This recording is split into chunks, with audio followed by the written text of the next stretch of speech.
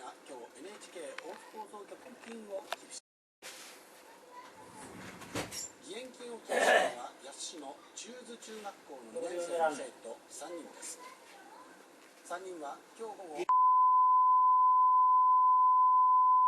局長に対し、台風18号の復興のために使ってくださいと17300円の義援金を手渡しました。あ、緑。はい、ありがとうございます。なんや、あれやねろ。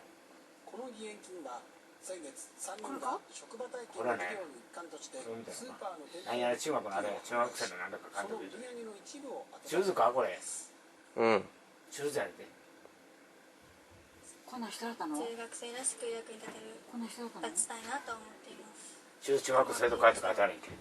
人々のために使ってほしいなとは思います。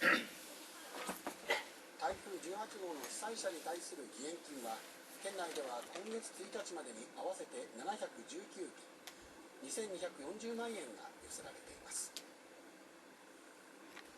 その義援金のお知らせです。